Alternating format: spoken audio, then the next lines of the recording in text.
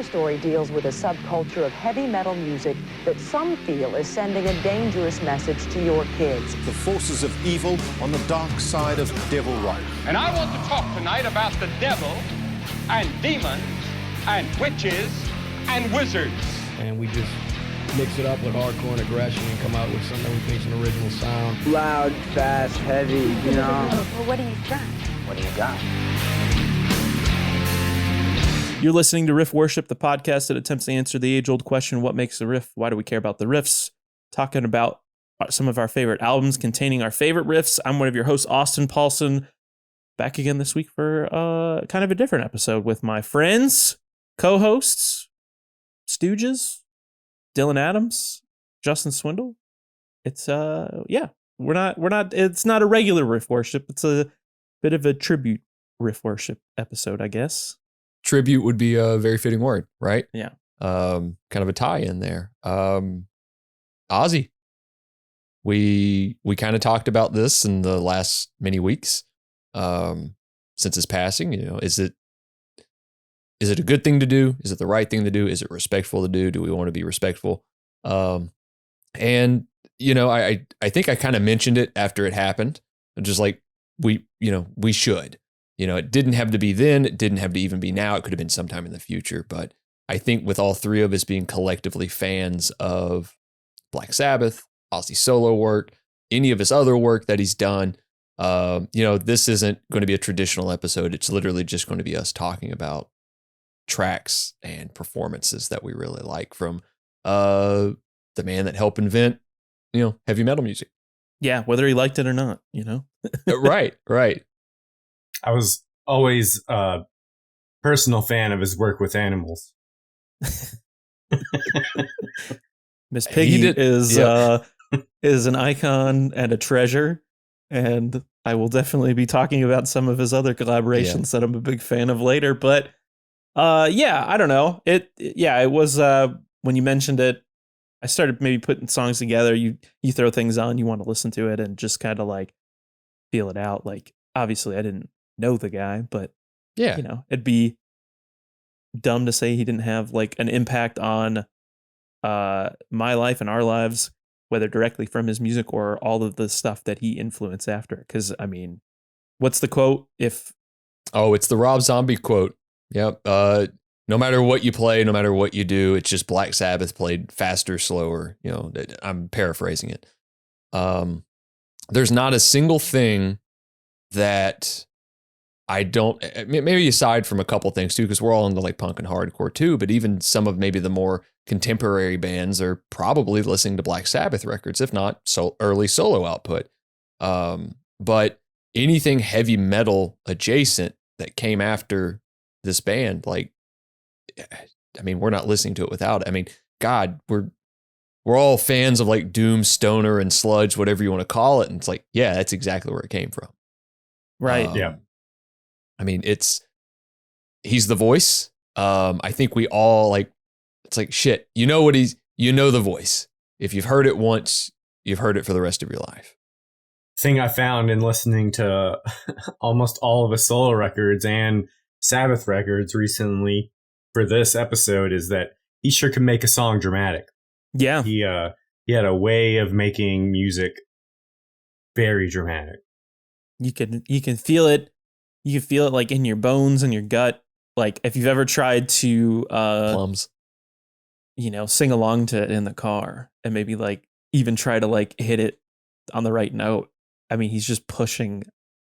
Like he just there's just so much feeling in like what he is singing, and I'll definitely get into it when we like go into the tracks. But like especially with Black Sabbath, obviously we think of like Tony Iommi being like the riff god, and he is that. But and even Geezer like writing a lot of the lyrical material from that era, I don't think you could have properly conveyed the feeling or the aura or like the story that those guys were trying to tell without him being behind the microphone at all. Like that is just, it was the perfect four guys for it. And as far as him singing, like, yeah, it just worked.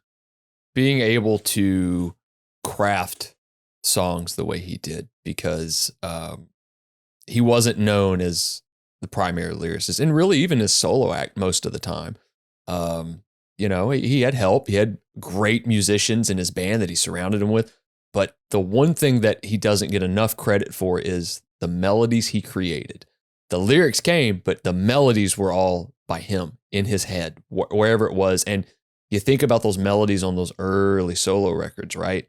And you go, oh, here's these great classic proto heavy metal tracks going on, but these melodies are huge. They're soaring. We'll obviously dig much into it, but you look at some of his softer moments. He's the heavy metal vocalist, right? Like, as we've joked, whether he wanted to or not. But I think what doesn't get the attention is his softer side when it comes to any of the albums he's done, because I'm not a Beatles fan, but you can hear that influence on how he structures his clean passages, even in the tonality of his voice at certain points. And you forget that he is a child of, he's the child of the 40s. All the classic stuff that he listened to coming up, and that influencing all of those melodies. So all of these really aggro, like proto heavy metal songs and Black Sabbath songs are essentially just like Beatles melodies. Yeah. There was the quote, that he often would say, like, when I listened to the Beatles for the first time, it was like seeing the world in color for the first time. Yeah. Or like something close to that. So yeah, we essentially kind of compiled like 5 of our favorite Sabbath songs and 5 of our favorite solo songs that we heard. I'm sure we'll touch on a few other things here. Yeah. And oh yeah. I don't know if I could. It's kind of an impossible list to make, really. Oh my fucking God. I don't really like picking one over the other. I'm sure this No. list could change at any given point in time. But Yes. at the time of making this is like kind of what came to paper, I guess. I can't remember the episode it was, but we had an interview, and it was right after the final concert, and it was like, yeah, here's my recommendation for the week, just the first 6 Black Sabbath records. It's like, you can't fucking pick, and you hit the nail on the head. I've always said my favorite could either be Master of Reality or Volume 4, just depends upon the day. Really digging into the Sabbath or the solo output in the last handful of weeks and going, man, there are so many good songs throughout this whole catalog, this whole output, like stuff that's even in the later catalog that you can go, hey, there's a really good song on that record. Or there's a good group of songs, or these dramatic songs. It's like, man, he did kind of run the gambit with taste and what he wanted and how he wanted the sound. And it was really hard to nail down any just like collective of 10 songs. Maybe we'll start with kind of where it all began, I guess. I don't know if this is focusing on the first Black Sabbath record. Let's see. I think Swindle and I. There we go. Iconic cover. All the covers are wild as shit, like artwork wise. Like, they're all different. Yeah. They're all just so wonderful. But yeah, this is like the introduction to this genre. It's like why we're all here. I don't think it would come to a surprise to anybody listening to this or any of us. Black Sabbath by Black Sabbath from Black Sabbath is just kind of the quintessential song. And, again, as I was kind of saying before, like, no one had ever done what they did before. And you get that kind of brooding instrumentation, and you have like this lyricism from Geezer, who obviously was inspired to write this song.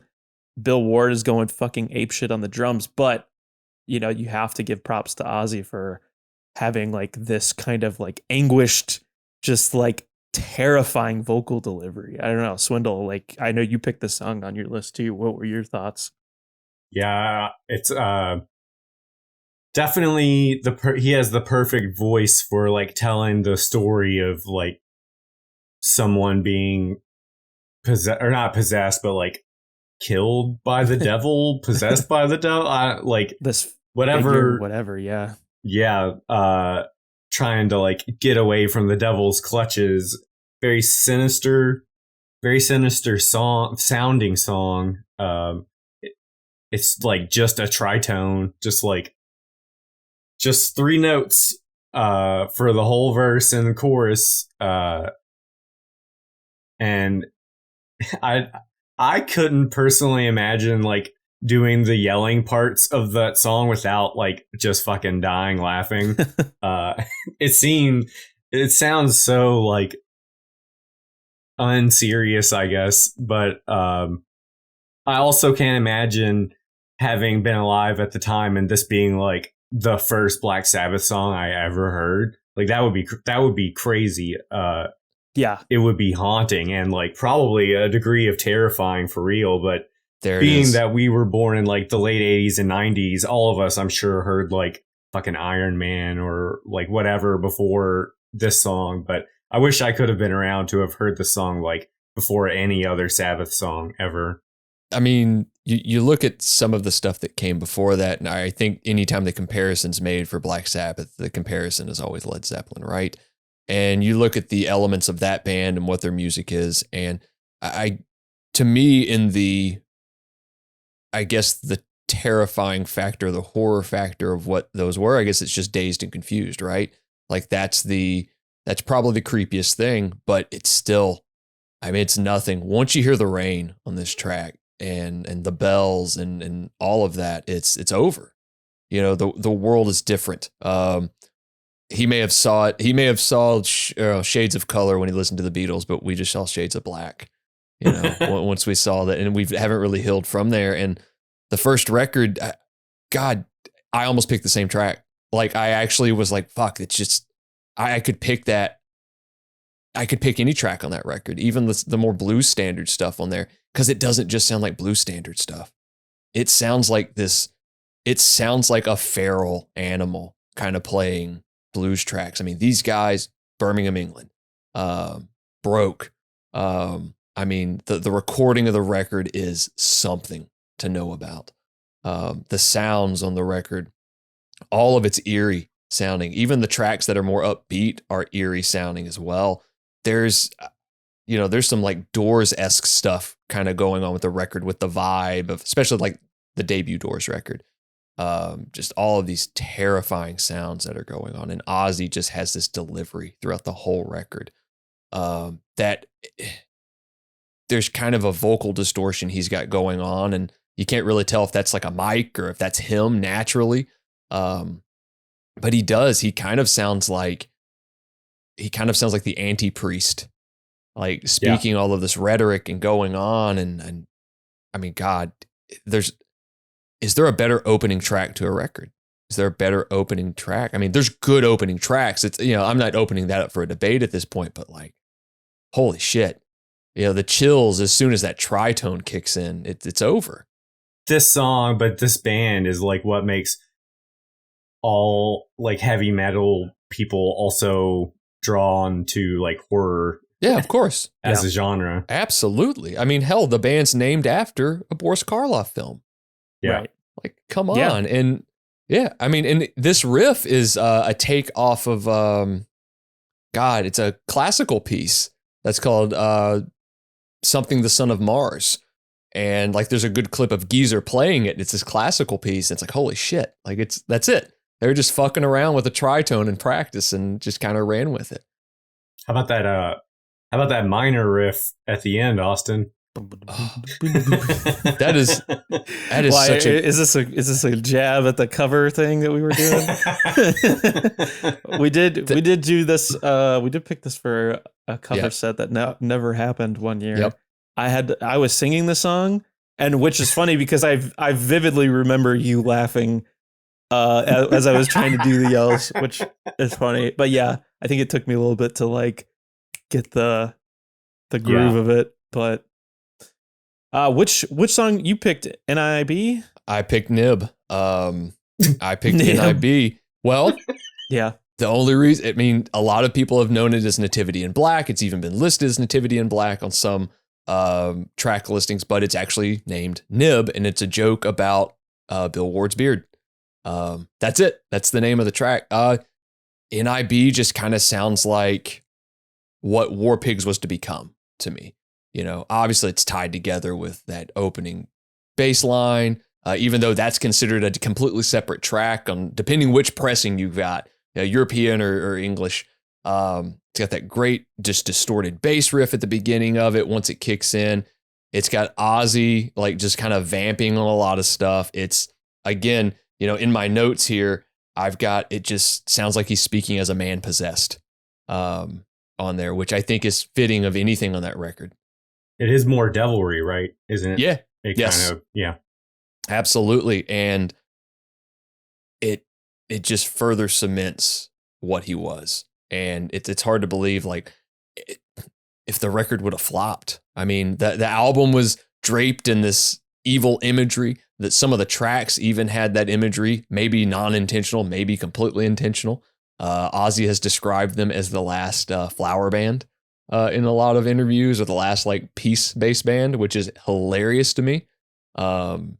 Because as we know, like all of the riffs do anything but want you to make peace. I love that NIB riff. Yeah, verse riff. That's like one of the maybe one of the top Black Sabbath riffs, like one that gets stuck in my head probably more than any of the other ones. It's easy, right? Like we can all pick it up. You could play it. It's not something you have to be like this skilled musician or taught musician. You can pick it up, you can hear it, and you can learn it. And that's what's great about a lot of Black Sabbath riffs. Yeah, there's a definitely a few on here that I probably learned by ear, but anytime I pick up a guitar, it's the first thing I play. So I on the topic of evil and just I think this song is definitely a good representation of that, but it was like further drilled into me like how really dark this band could get on Electric Funeral from Paranoid.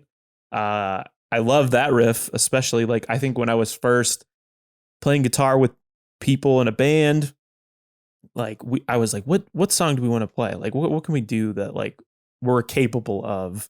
And it was that song. And again, another just like iconic. There's so many. I was kind of teetering on this song and Hand of Doom, because again, that's like another one that is just killer. I fucking love it, and especially what they do with like the space in that song. It's kind of minimal, and then it just like explodes. This one's undeniable riff, undeniable vocal performance, especially in the choruses with the highs and then those lows, like Electric Funeral. Like it's like kind of layered in there. It's a classic track for me. Definitely one of my favorites of all time. I also have one from Paranoid. Mine, going along with the theme of being silly. Fairies Wear Boots. Great fucking track. Banger for me. Yeah, that's again, I could have picked that one, and I'm like, yeah, of course that's in the top 5. It was years ago. Swindle just shot me a whatever type of message it was, and he said, "I've never heard a record with a better A side than Paranoid," and it's hard to argue that at all. I went with the title track. Again, could have been any other track on the record. It was almost fucking War Pigs, because what a terrifying track about war in general. And I mean, Austin, Electric Funeral, it's about war. But I went with Paranoid because it's the first song I ever played in front of people. Oh wow. I was 7th or 8th grade. It was a talent show. Played Paranoid. So it was like, it was still feasible for someone starting to learn their instrument to play. It was intricate. It was interesting. The vocal melody is killer. And the fact that it was just like, hey, we need another couple minute long track to just toss in. And it's arguably one of their biggest hits. And Ozzy's vocal performance on that, the video for that with the 60s kind of graphics and all of that kind of adds to early kind of hammer horror. Always makes me think of that. The classic orange amps all there in the background. Again, a catchier, kind of more traditional structured song on the record, but still creepy. I mean, it's in the key of E. I mean, that's it. It's just a simple, if it were played slightly different, it could have been a Ramones track. It could have been a Misfits track. Who were it was always kind of surprised me to hear that those guys, like the Ramones, were like obsessed with Black Sabbath. I forget if it was featured in the documentary or like maybe they were talking about another band was talking about the Ramones, but there's like, yeah, we really connected with those guys because they loved Black Sabbath so much. That's like all they talked about. But I mean, just to name just another one on here, as far as like a vocal performance, I mean, Planet Caravan is incredible. Okay. Like, come on. I have to say, Ozzy doesn't get enough credit for his quieter moments. What's the track on Master of Reality? It's this very Renaissance-esque sounding track. It's Solitude? That's it. Man, the quiet Ozzy vocal performances when he's actually singing are so fucking cool. Because like even on Planet Caravan, like you listen to that, he's like 23 years old. And he's doing this and like it's a very cool, spacey sounding track. And it vibes fucking hard too with all the different bongo drums and the flamenco style. What's the guitar player that could only use two fingers? Django Reinhardt kind of guitar stylings on there. Ballsy move by a band that's known for these huge riffs.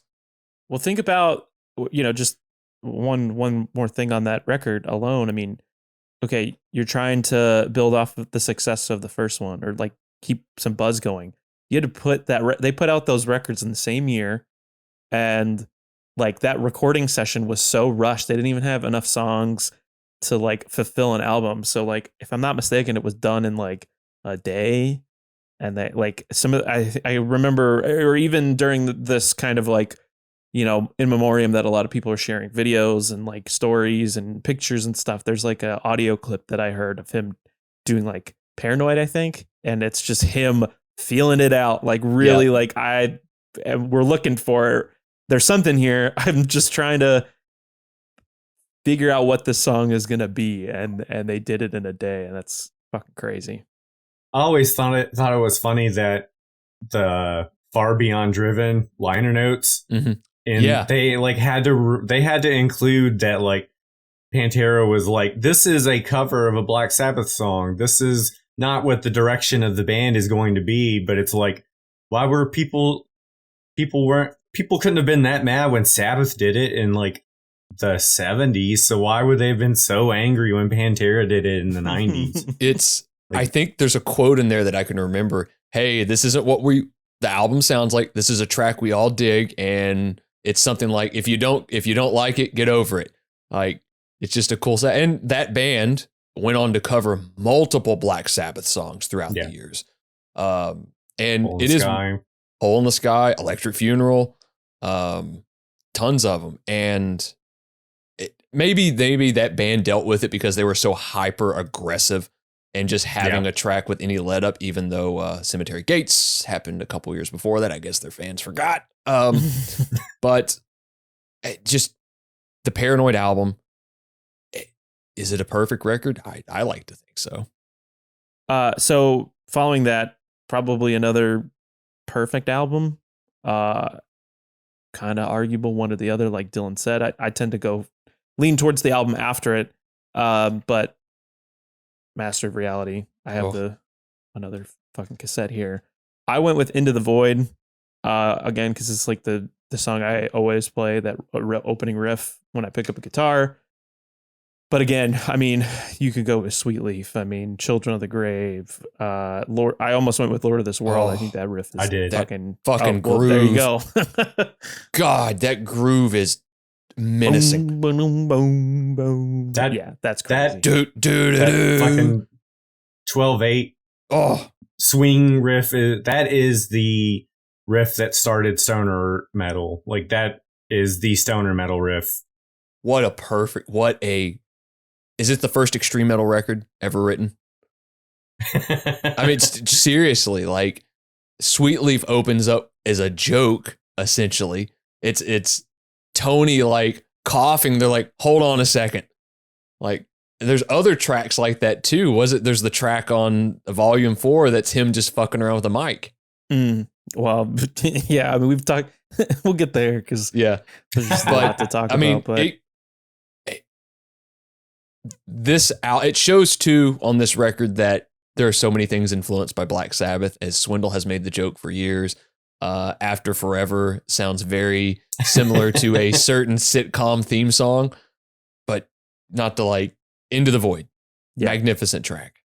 Amazing. Yeah. Into the Void, Lord of this World. What was your... And I also picked Solitude I picked 2 songs from this. Nice. Yeah, I almost went with Solitude as well. That is such a cool track. Very Simon and Garfunkel almost in vibe. I went with Children of the Grave. Yeah. The swing, the triplet feel, the 6/4 kind of feel to it. It's intense.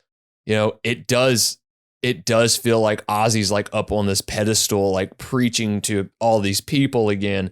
And that's also a track that he loved a lot. He played it he very rarely played a ton of Sabbath stuff in his solo shows, but he always felt the need to bring out Children of the Grave.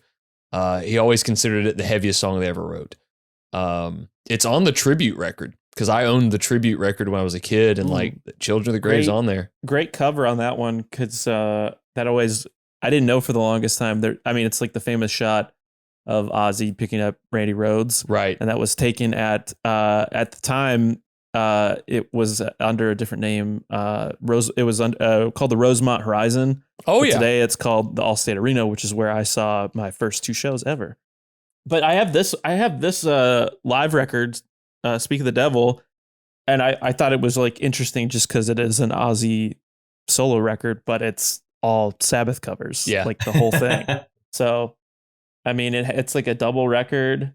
Yeah, he does it's like a kind of combination of Iron Man and Children of the Grave on here. He does Fairies Wear Boots. He kind of just really goes through. It seems like the first. Volume 4. So yeah, he kind of does like all the hits. But yeah, I mean, you can't go wrong with this record for sure. I really love those. I don't know what this rototoms or whatever in Children of the Grave that sound like pie tins. Somebody's just smacking pie tins. The end of that track when it does the turn on, da da da da da da da do do do do do, like that whole thing. It's and I heard this track first, but the first time I heard Revolution Is My Name, my ears kind of perked up and I went, huh. Yeah. That's oddly familiar, but played slight differences. And I just went, fuck, it's there and it's okay. Ripping off Sabbath is just completely accepted, and that's totally fine. And it should always be because they're the blueprint, right? They're the blueprint to any heavy metal album ever, any heavy metal band. Again, you could have picked tons of tracks off this record. Yeah. Moving ahead, my favorite record, my favorite song, I'm pretty sure, favorite riff, Snowblind, Black Sabbath, Volume 4. We did one of our first episodes on this track when we were trying to figure out what this show was even going to look like. There's obviously a lot of stories about this from the amount of recreational fun time things that were happening. The mansion that they were staying in, that was kind of a weird little factoid I didn't know until we did that episode. But yeah, I love this record. It has all of the riffs that you could love on it, all the classic Sabbath stuff, but then there's like a lot of like interesting experimentation. That I, could it be because of, again, the fun time things that they were doing? There was a lot of awesome. What was the one with the bathtub? There's like a bathtub story on that. My favorite story is when they painted Bill gold and he had to go to the hospital. Yeah. Or Tony set Bill on fire. Poor Bill. And then you hear later at the last concert, like Tony walks up to him and goes, "You look like Gollum." It's like, fuck, man. Like, no wonder he didn't want to rejoin the fucking 50 years of this shit. Yeah, I think this is it's one of the standout tracks for me on the record. I always go to this one. If I don't want to repeat myself, but too much, but I mean, there's just so many. I mean, the opening track, Wheels of Confusion, talk about like a vocal performance. I mean, Changes, another softer track that has like taken new life in the recent years with people covering it and everything. But great fucking record. I chose Supernaut on this one. That riff, the vocal performance, the weird break in the middle of it, killer riff. I almost chose the last track, Under the Sun, Every Day Comes and Goes, because it's just that turnaround, I guess, when it goes from the first part of the song to the ending, that guitar lick. Ozzy's performance on the track is unrivaled. This is like the first album they did that I felt that was more varied. It had so many different characteristics from so many different things on it. And it might have even been Black Sabbath when they finally were like, this is what we actually wanted to be. I think Master Reality was the record where they had finally all locked in, really gotten to know each other much more. They knew the process. They wanted to create something really fucking heavy. And then you still get aspects of that record on this one, as well as maybe where they go in the future, which I think the Scott Ian quote is that you can always trust the first 4 Black Sabbath records. I think you can throw the next 2 in it too. Yeah. I will say, just before we move on, again, Black Sabbath influencing so many things, this record being kind of like the cited record, and then the Black Flag B-side of My War, and the Melvins kind of kickstarting sludge metal that we all love in New Orleans. But I agree. Swindle, do you want to kick this next one off? Because I think we have the same one. My choice for Sabbath Bloody Sabbath is Sabbath Bloody Sabbath. There's a lot of different sounds in this one song, but I especially love the like heavy breakdown type part in the song, and the little shaker part in there. Love that. Ozzy's vocals in the chorus-esque parts are wonderful, like completely juxtaposed to what he's singing in the verses, like those just balls out heavy riffs that Tony's known for. The choruses, I mean, nobody will ever let you know. Like, it's just this kind of angelic, kind of the way it transitions from the heaviness to these like softer moments. This was the first record I ever had by them. I think I had this on CD, and I had it. Eventually, I had like a greatest hits of this era that I got at like Walmart or whatever. Mm-hmm. So it had a bunch of stuff, but I had we this sold record. Our souls for rock and roll. This one. Hits? This was just like one that was. It was like it had the 4 of them on the cover. I think it was just like 68 the red one, 79 or whatever it was, and so it just took like the best tracks from all era, including Rock and Roll Doctor, which I know everyone here is a huge fan of. But but it takes it from all of the Ozzy records and kind of compiles it. But yeah, I mean, some of those compilations are classics in their own right, even too. So great record. I love Sabbath Bloody Sabbath. This the title track. I will say, I bought Garage Inc. when I was a kid, which is the newest of the Metallica covers records. And they did a, what do they call that when they do a lot of samplings of multiple? A medley. A medley. Thank you. Like they did the Merciful Fate one on that record, which is tremendous. But they covered Sabra Cadabra, but they blended parts of a National Acrobat in it, which is so fucking cool how they did it. National Acrobat, fantastic track. Sabra Cadabra, Killing Yourself to Live is fucking cool as shit. And Who Are You? Like, that's a wild such one. a great, like that was on my list. Such a cool track. And it's like, it's just Ozzy fucking around with the synthesizer.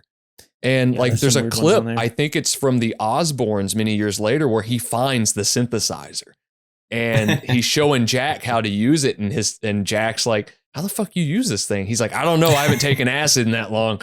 And he's like, dude, it's still got the Sabbath stickers on the back of it. And you flip it around, it's like, there are Sabbath stickers on the back of that thing. There's the instrumental on that one called Fluff. That is like, fun. Yeah. It's what a fun fucking record. It's a good one. Yeah. It's fun. Yeah. I'm sure at this point, times are changing a little bit for the band, but still a killer record. The only reason I didn't pick anything from this record is because on Sabotage, you have Hole in the Sky opening that record up. Yeah, I wanted to pick a couple ones like off of that one, but for time's sake, and that's the love only reason. I love fucking. That's such a fucking cool Symptoms song. of the Universe and like, yeah. The Writ is fun fucking track too. Hole in the Sky, just a thick Tony Iommi riff. Geezer's bass is gross sounding on that track, just gnarly. Like it's almost like he's pushing the strings through the body of the bass. Ozzy is singing at the top of his fucking range on that track, and you can hear him shredding his vocal cords. They tuned down initially for two reasons, which was they wanted to sound bigger because they're a 4-piece, but they also wanted to make it a little easier on Ozzy to sing. And I think the Geezer quote was like, yeah, we tuned down so he could sing and, more in range, and he decides to sing higher. And it's like, it works. Like Hole in the Sky is a blistering opening track on this. I love this record. I don't think it's quite as good as Sabbath Bloody Sabbath, but that's like splitting hairs. I think this one's a little bit more varied, but it's still don't pass on Sabotage. No, yeah, like you can't. I mean, when you listen to Symptom of the Universe, you've essentially got thrash metal in a can. Like it's sounds moving like a forward. Like a motor running. Like that's God. crazy. That's just a crazy song. If you want to work on your down picking, just learn that. Learn that, and then you've got these great little intricate riffs at the end of it. Yeah, and it also proves like how good Iommi is. It's a great drum track too. I mean, Bill Ward, all the fills on that song are nuts. So it kind of brings us into Ozzy's solo work. Perhaps one of the greatest comebacks of all time. Obviously kicked out of the band, didn't really know where he was going to go. He kind of pulled up from the pit and kind of thrusted into this new project, which, famously was probably, I think it wanted to be a band, but yes, you're the star. Like you have to be the focal point of this. So, I mean, there aren't too many stories like that. I mean, once you usually find success in this industry and like this world, you're usually usually you don't see a second chance. But I mean, is there a better debut record than Blizzard of Oz? I mean, it's classic. I mean, again, the album artwork is insane. You also have the debut of a young, like fantastical guitar player as well. But there's some amazing songs on this record and vocal performances. Yep. Hard to pick on this record because I think you and I had like a blending of 4 to 5 different tracks from this record in our initial list. Yeah, I think I went with one of the acoustic ballads. I went with Goodbye to Romance. Because I feel like undoubtedly there are heavy, great fucking songs on here. I'm probably going to go Mr. Crowley or like, I mean, fuck. I know Crazy Train is everywhere. It's the hit. It lives forever. It will live on longer than, us.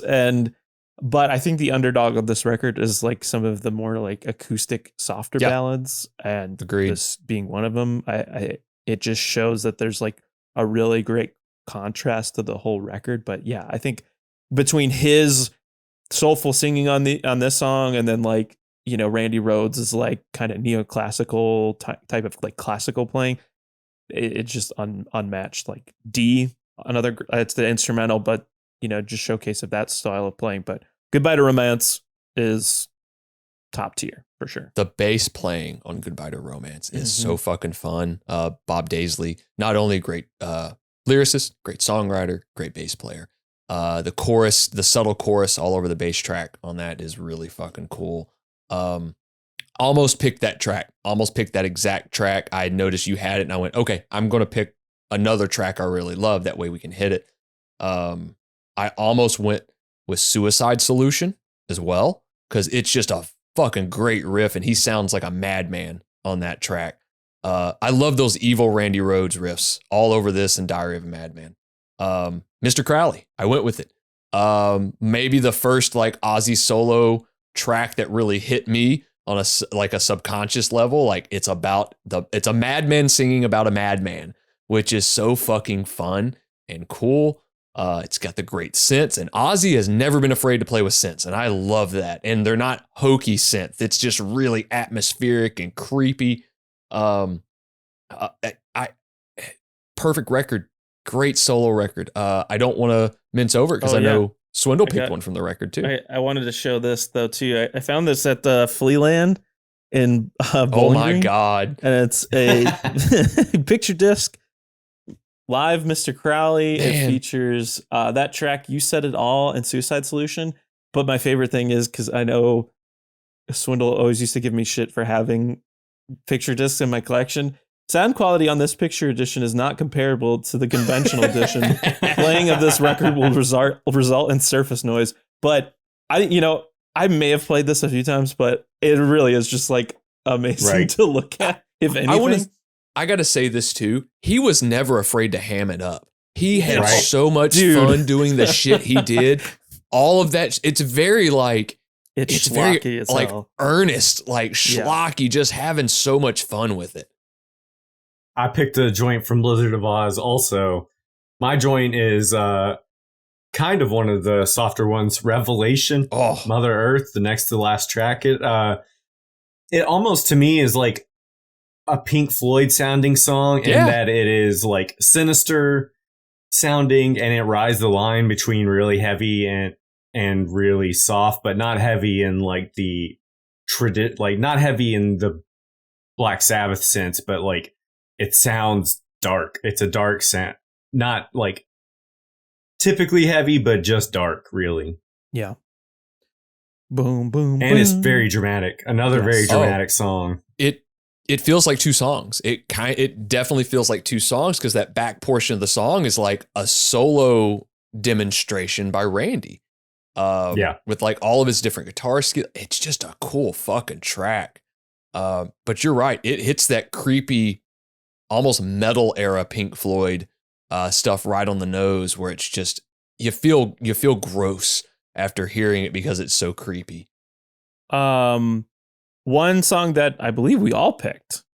I saw that. The second full length solo record, Diary of a Madman, which talk about schlock. That cover fucking kicks so much ass. God, it almost looks like superimposed on it. Like it kind of looks like, and they get schlockier, which is great. Yeah. I love this record's great. It's an insane follow up because I feel like it's just as good as the debut. I mean, he has a lot of great solo work, but I feel like, obviously people kind of gravitate towards these two for the songwriting. I mean, and the instrumentation. I mean, two Randy Rhoads records for sure, but we all went with Believer. Because that fucking riff is crazy. Like all of the fucking licks and solos that are going on that record are evil sounding. Yeah. Evil, dark, diminished sounding song. And again, just thick. Mm-hmm. I mean, his vocal performance, obviously with Sabbath, he sticks out in a lot of ways. When he does the solo thing, there's the kind of like double tracked effect that staple signature sound that is like throughout each solo record. Like it's undeniable. It's him. This is just kind of like soaring. I mean, you kind of mentioned, Over the Mountain, Flying High Again. There's some really classic tracks on this record, but this was like, no, if I'm going to include a solo song, it's going to be this song for sure. I forgot about the creepier song. Like, I am used to the more party, more fun sounding Ozzy solo shit, like Over the Mountain and Crazy Train, but they're definitely like some of his solo shit definitely was on the horror, scary, spooky side. Also, like the song Spiders, that was just like I'd never even heard of Spiders because it's just like a bonus track on one of the albums. But that's a really good, like spooky horror movie sounding song too. Austin, you picked another track from this record though. I had to pick the title track as well, Diary of a Madman. Some great kind of lower register, kind of softer kind of delivery in the verses, and then absolutely pushing. It's like almost like a perfect way to end a record. I think this is just like I don't know, encapsulates everything from this record that I really love. And there's some great acoustic stuff that's kind of layered in throughout it as well. There's a lot of, I could have picked You Can't Kill Rock and Roll as well. I love that song. Little Dolls is another great one. But yeah, probably Believer and Diary of a Madman are my two favorites from this one. With that, we kind of transition to a different era of the Ozman's career. We go into the Jake E. Lee period, which you get the album that I believe Swindle and I actually picked the same track off of, which is the Bark at the Moon record. A great, strong solo record. Is it as good as the first two? That's debatable. I think there's really cool shit on there. Bark at the Moon is a amazing track. I actually think Jake might be my favorite Ozzy guitarist because of just some of his stylistic choices and how he plays. It's very similar to Randy, but it's also got a different flair to it and how riffs are structured. But I think Swindle and I chose Waiting for Darkness, which is the closing track on the record. And again, it's a dramatic, synth-driven, dark and creepy track, and it fits the fucking cover art, which is, I love that cover art so much. It's hokey, it's cheesy, but it's just like, God, how much fun can he have? I think there is a thing to be said. There are probably no one who had more fun than this dude. And that just persisted like in every aspect of like what he did outside of playing music. But like, I mean, the smile alone, it's just fucking great. I like that. I love that record a lot. I think there's some great songs. Obviously, the title track's great. Now You See Me, Now You Don't is a great song. Jake E. Lee is a really great. I don't want to to have like filled those shoes. I think that was like the perfect guy to who have recruited for your band. My notes for that song were for Waiting for Darkness was precisely that it was so fucking dramatic, and the main riff that it like opens with sounds like an 80s, like, it doesn't sound like an 80s horror movie. It sounds like an 80s action movie that like shit is going down and like this riff is playing in the background. Here comes Schwarzenegger flipping over that red car in Commando. Like, oh man, it's the two Jake records are a lot of fucking fun. And Bark at the Moon, probably better than The Ultimate Sin, but The Ultimate Sin has a couple cool tracks on it too. And Austin picked the most known. I had to pick the most known one. I think, I feel like objectively Bark at the Moon is a better record. Mm-hmm. I think you just got more songs on it that I really like. Sure. But I will say that I probably go back to this song a lot more than I go to some of the songs that are on Bark at the Moon, because Shot in the Dark is a classic Ozzy track, and like shift in kind of like stage presence and like aesthetic wise. But I think this is just like a perfect song. It's so good. The video is good hooks, funny. It's great, but great vocal performance. I think it's an amazing song. I mean, the soloing alone too, as well. I think that's like a super tasteful. I mean, that opening line of like Jake playing, it's come on, all the fucking dive bombs and wails and harmonics. I want to mention the vocal performance on this track, the chorus hook and the layered vocals Ozzy has in that chorus. That melody is crazy. It's a simple melody. It's not too bombastic or anything. The album artwork for that is very much, Swindle mentioned it off air, but it's very Bad Out of Hell-esque. Yeah. Very like, Swindle mentioned he could do well on stage. It made me think of Meatloaf. I was like, Ultimate Sin. Like, it's all there. Yeah. It's a fun record. I checked it out a couple weeks back, and there's some cool shit on there, but like Shot in the Dark to me is probably the standout track on that record. And I'd be I'd hate the fact that I missed this, but Bob Daisley worked on all 4 of these fucking records. He did. Yeah. I mean, him and is it Lee, the drummer? Like, yeah. I mean, you had Bob, who was a former member of Lee was a former member of Uriah Heep, and Bob played in Rainbow. You're right. Yes. Maybe this would be a good point to touch on, just like how I mean, all the people that he has worked with over like his entire career. I mean, you had Black Sabbath, all of those guys are, everybody is just collectively, it could only be those 4 guys. Everybody is an amazing performer and a musician. But I mean, you get into this era, obviously we mentioned Randy Rhoads and Shaky Lee, Bob Daisley being like a pretty key songwriter, fucking Rudy Sarzo. I only heard of I fucking love Rudy Sarzo. Fantastic bassist. You get into some of the later era. I mean, you have like some key players that would go on to do a lot of crazy shit after this. Mike Inez got his start with Ozzy, then went to Alice in Chains. Got a blessing to go to Alice in Chains. Rob Trujillo, who went on to be in Metallica, was Infectious Grooves, Suicidal Tendencies.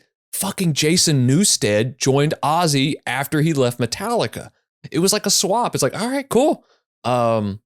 You look at that, and then like obviously Ozzy is known for seeking out some of the best guitarists in the world. And we leave the Jakey Lee era, and we enter into I guess the man himself, the most known to me, probably the most visibly known Ozzy Osbourne guitarist, especially for all of us. This is the era we grew up in. Zakk Wylde. Yeah. I mean, I think at a certain point you couldn't have one without the other. Like, correct. It was just that they're a duo. They are synonymous with one another. And did we all pick the same song from this record? Did we? Hero? I picked Hero. He picked Hero. Maybe not then. I picked No More Tears. But so I picked a track off No Rest for the Wicked. Oh, okay. As well. So I had that right here. Again, crazy artwork. A silly, fun cover. Yeah, it's pretty wild. There's some great. I like Miracle Man. I know that one's taking a shot at who's the televangelist. Oh my God, it's like Jimmy Swaggart or whatever. Yeah, Jimmy Swaggart. Yep, that's a good one. Was he the terrible guy from the UK? No, he is the cousin of the guy who married his own cousin. Jerry Lee Lewis. So they're cousins. I listened to a Dollop episode on this recently. I thought it was that Jimmy Swaggart was like a televangelist. I'm almost fairly certain, and he was like, all these guys, they just are. They act so virtuous, but he was constantly like, cheating on his wife, or like, being promiscuous with like, sex workers. Which is, hey, we're pro sex work on this podcast, but if you're gonna like, don't tell other people what to do, Right. My brain immediately went to, is he talking about Jimmy Savile? Because fuck him too. Like, what a way to just get a dig at him. But that's a weird record for me. I'm not as big of a fan of that record. I think Zakk is a fantastic player. He's got a little too much blues rock for my ear. I'm not as big of a fan of like that classic kind of blues vibe. But I will say there's some standout tracks on here. You mentioned Miracle Man. I think Crazy Babies has cool riffs on there. I think my favorite track is Fire in the Sky. Again, a moody keyboard synth driven, like longer epic track with a wild, no pun intended, fucking solo at the end of it, where you hear everything that Zakk is known for in that solo. There's multiple things. Zack's vibrato is second to none. That dude can bend a string, and he's not just like, hey, I'm using nines. It's like, no, you're using like 14 gauge strings strung on a Les Paul. But like his chorused out guitar, that's all on there. Pinch harmonics aplenty, everything you know for it. A pretty solid introduction for a young Zakk Wylde to join Ozzy Osbourne's band. But Swindle, you chose another track on this record. I picked Hero. Hero just keeps moving. Also, listening to all the earlier Ozzy solo records, I recognized the through line in a bunch of these songs. they're all, a lot of them are just Ozzy saying, "I'm just a guy." Like Hero is, he's like, "Don't look at me. I'm just a dude." And like, I don't know. That's another one that there's at least one on. I feel like there's at least one on every record that he's just like, "Hey man, I'm just a guy. I'm just out here literally living." just a dude." Like, yeah, I thought about going with this record, but I feel like maybe the quintessential track of this era has to be "No More Tears." It's fucking everywhere. The soloing on this song as well, but you know, I mean, there's a crack in the window, there's a light in the sky. I mean, it's like one of the like the best. Yeah, it's just the hook of it, like it's an incredible song. So I think when I think of this era of his solo work, I instinctively like go to the song. I had a conversation with one of my best friends about this album because he listened to it, and we're recording it right now. Right here. You dick. I have another one. I have only a handful of friends, but I have another one.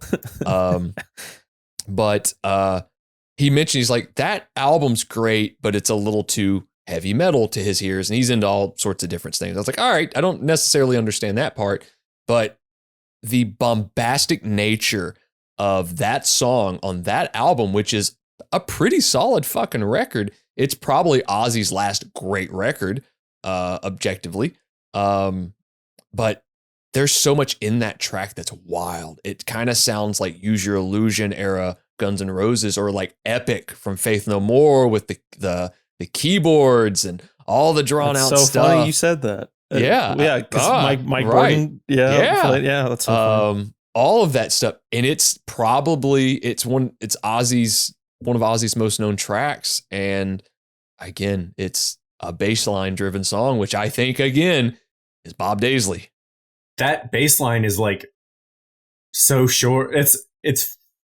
I love when the riffs are like really short and they just repeat the fuck out of them because it's like annoying. And I love when shit is annoying.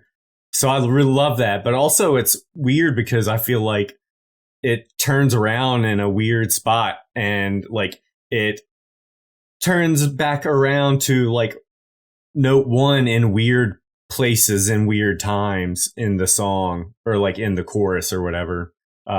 It's strange bass riff. There's so much you could have picked from that record. Obviously you got Mama, I'm Coming Home, which is, God, that's been the clip from the last show that's been going around a lot. It's the Mama, I'm Coming Home clip. But my personal favorite from this record is Hellraiser. Yeah. Always, in every version, all three versions of that song are fucking killer. The fact that we got to, like, Lemmy helped write 6 songs on this record. Mm-hmm. They used 4, I believe. And the story about him writing Mama, I'm Coming Home is one of the coolest fucking stories. He's like, hey, I have this idea. Here it is. He's like, all right, that sounds like a good melody. Give me about an hour. Goes to the Rainbow, sitting there next to his little slot machine, writes Mama, I'm Coming Home, goes back and goes, here you go, boss. He said, I made more money on that song than anything I ever did in Motorhead. When they did the 30th anniversary of this record, they released Hellraiser as a single, and they combined both versions and used Ozzy and Lemmy on it. It's like, oh, this is cool. There's also the video Ain't No Mr. Nice Guy that has Ozzy, Lemmy in it, and Slash is doing like solo guitar on it that they made a video for as well around this same time period. I almost picked the same track. No More Tears is, I think, as classic as Crazy Train at this point. Yeah, I mean, he's known for doing like some collaborations with people. I like the Lita Ford track is, Kirby. One that always like sticks out. But yeah, you got Miss Piggy. That's fucking hilarious. The one that is the crazier one, even though to me though, obviously being on the Osbourne show, you have 2 like concurrent running like big reality TV shows. The fucking Winter Wonderland with Jessica Simpson is like, somebody greenlit that, and I fucking love it. I don't think ever released on anything, but just like probably played in between fucking commercials. He sounds insane. He does. That. Yes. The way he is mixed in that is crazy. And it's, you know, pop vocal performance delivery from Jessica Simpson. And it's like, push the faders up. Yep. Oh, God. Get the old man in the mix. Let's do it. It is abrasive. It is abrasive as fuck. I'm so glad you mentioned the Osbournes because in the 2000s, obviously, he kind of had a resurgence. It wasn't just, hey, I'm famous in music. It's I'm a celebrity now because I did the Osbournes, which was one of the first big forays into reality TV and what it was to become. But it was also a foray into like, their life really is pretty fucking bonkers. Like with all this shit that going house on, alone is like, man, to have that as like the backdrop. This was at the peak of the Ozfest era, which I can't stress the importance of the Ozfest era enough. There would be no modern continuation, I think, of what heavy metal was without the Ozfest. Basically, how Ozfest happened is I believe it was around the time frame of No More Tears. Ozzy went to the bookers at Lollapalooza and said, hey, I'd love to be on this tour. Is it possible? And they basically said, you're too old. No one's really going to care.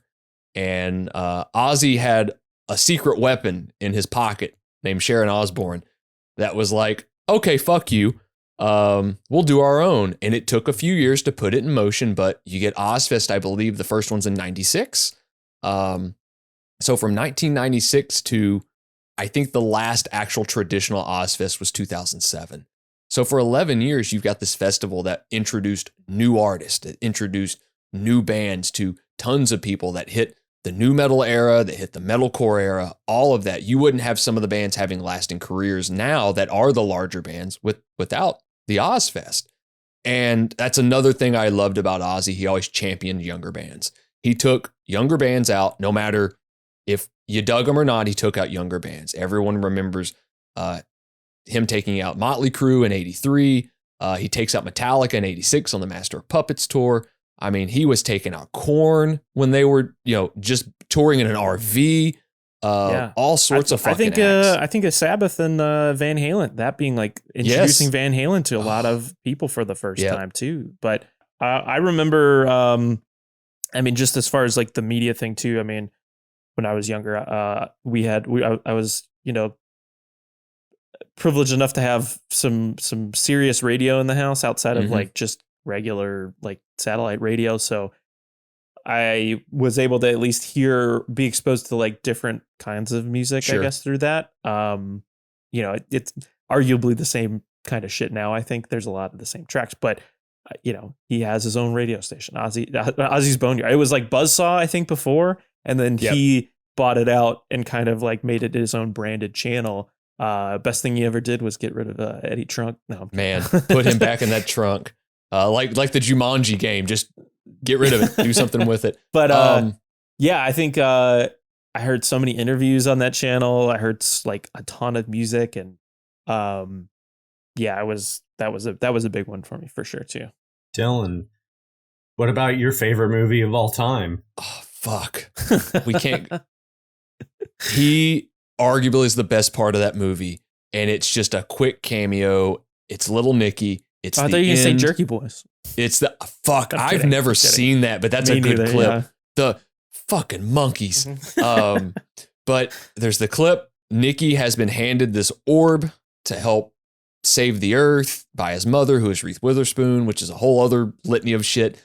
But they're like, all right, use the orb, Nicky. And he slams it down, and you hear No More Tears kicking right in. You hear the bass line, and it's just, holy shit, it's Ozzy Osbourne. And he bites the head off his brother, a la the bat. And the best line Ozzy has in the whole movie is, kill him with this, and hands him a rock. It's like, wonderful. The Ozman's always been pretty forward about his messages. Yeah. And I think they're listening to Flying High again at that point, which is a great scene. Of course, this gets wrapped up with fucking Little Nicky. Well, I still have one more track. I did not pick No More Tears. Oh. So No More Tears, great record. I listened to Osmosis for the first time, and I've always loved the album cover of Osmosis. It's this black and white photo of what I presume is Ozzy, kind of with his head back and all these different like images of body parts on him. And man, that's a cool fucking album. There's some wild shit on there. It sounds, I think it's produced by the same person that did Super Unknown, maybe, and I could be wrong, or it was done in the same studio, but it has a lot of the same vibe and feel to it. And Perry Mason is a fucking killer track. Thunder Underground, I Just Want You is a wonderful tracks, but I actually picked a B-side from that record. Ozzy released a greatest hits comp in 97 called The Ozman Cometh. Black cover, the gold cross that he wore from the Sabbath days. The track is called Back on Earth. You can't find it on any of the streamers. I don't know why. I'm sure there's going to be some sort of osmosis repress, and I bet it'll be on there. But it's a creepy, vibey, orchestral sounding track. It kind of sounds like Ava Adore era Smashing Pumpkins with all the goth bombasticness and everything. And the video is straight out of Herzog's Nosferatu. And it's like, God, this is like, gives me chills listening to that track. The vocal melodies in there, the riffs all over that album. It's a Geezer Butler Ozzy record. Yeah. Geezer's on bass on the fucking record. He was back in the group, or I'll say this, collaborating together. Ozzy's always had prominent bass on his records, which I love. And you hear that and you're like, oh yeah, that's Geezer on that record. No fucking way. And I love that record a lot. Like there's a couple tracks on there. I like with any Ozzy record, I think there's a couple you would go, not too awesome. But there's a killer song on there that Steve Vai helped write called My Son or something. Hold on, let me pull it up real quick. But it's about Jack. David Pieho's favorite guitarist, Steve Vai. Man, it's a bummer. He's missing out on some good shit because Vai is a weirdo. I think it's called My Little Man. That's it. But it's like Steve playing like Steve does, but it's got this effect on it that makes it sound like a sitar. So it's just this very vibey, weird track, but it's just a cool record. And I think it gets slept on a little bit because it is the mid 90s. And obviously it's coming after No More Tears, which was kind of touted as his retirement record because there was a misdiagnosis that he was ill and he was just fucking high. They were just putting him on all sorts of pills at that point. And he came back and was like, I can do another record. But Osmosis is fucking rad.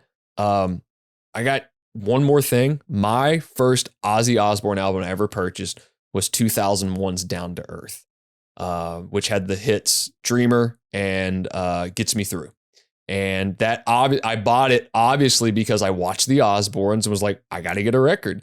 And there's a couple cool tracks on there. Dreamer in particular is my favorite. Another kind of Beatles-esque ballad that's got these great pianos. The video makes me think of a AFI video from that time frame. But again, he's still got his voice back then too. Like it's just pronounced. You can hear it. Again, what a fucking career this guy's had. I think there's some like of those later records that I think I'm like, we'll definitely like, I'm like, oh man, that's a cool track. Somebody gifted me like Black Rain for Christmas one year. I even remember I think it's Scream is the Gus G record. Yep. That has Life Won't Wait is like a kind of a cool. Oh, that's ballad. A cool track. That's a good song. So, I mean, one thing that you could definitely say is that he did it until the day that he literally couldn't, you know what I mean? He kept working, he kept, I feel like he really did like want to keep playing, and, unfortunately they had to cancel like a bunch of shows, and, thus we have the final performance, and then to kind of like do that and the experience of, all the videos and all the stuff that kind of was circulating all over the world. I mean, that seemed like such a special event and evening of like people from his past and friends and like all these other bands. So yeah, the man lived. He fucking lived a million lifetimes. And the last show, watching the footage of that was it felt like a crowning achievement. It felt like everybody was happy. It felt like everybody was just like, this is a very positive thing. He and Lemmy, till the end, till the very end. That's larger than life, man. You'll never, it'll live on long, long time for sure. There aren't many people left that were around before this whole heavy metal thing existed. There's the Three Sabbath guys are there, but Ozzy, those guys existed before this was a thing. Yeah. They birthed it. It happened. You have all of these records you can go back and listen to. You have all these, luckily with how we have access to everything, you have access to everything he's been in and done, and books and the whole nine, and like the fun stories are there. Trust me, there's a million of them. There's a million of them we'll never know. And that's what's cool, is each person that met him had a story of their own each time they met him. I mean, some of the Zakk Wylde stories are wonderful about meeting him and hanging out with him. And it's good to know that he always kind of kept good company with friends and all of that. And it seems like anybody that checked on him genuinely liked him and loved him. There was a point in the last couple of years where I think the Osbournes had a podcast or something. And there's a clip going around when Ozzy was talking about when he had taken ill for a little while. And he's like, there's been one guy that's really checked on me a lot. He's like, I've had tons of people check on me, but one guy will text me daily. He's like, Jonathan Davis will text me daily and just like wild. Well wishes and all that. Well, it just shows like in 94 when nobody knew Korn, Ozzy took him out and was like, yeah, come on. Yeah, we'll take you out. Yeah, come on, guys. I think I read his book in like high school and stuff like that too. And even following that, I think the one consistent kind of like feeling that I got from him was like, I'm not perfect. Like, this is what happened. And maybe even I'm getting it wrong, but like, you know, based on some of the fuzzy memory, I think the book even opens with that. It's like, hey, maybe somebody remembers this different and they're probably right, but this is what I remember. And that's like literally the first line of the book. But yeah, I think he, you know, took a lot of accountability for maybe some of the darker things in his past. But for the most part, I mean, like, guy had fun. The guy was there from day one and just continued to do it until his dying day. And, you know, we could only hope to, you know, get it all out on the table before we go too. Yep. So, yeah, listen to the fucking records and enjoy the music. And, I don't know. Don't ask me. I don't know.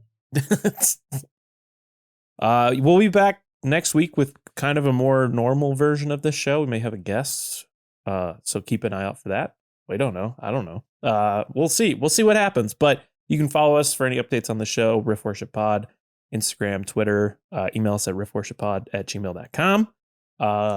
For myself, for Dylan, for Swindle, you've been listening to Riff Worship. Long live Ozzy Osbourne.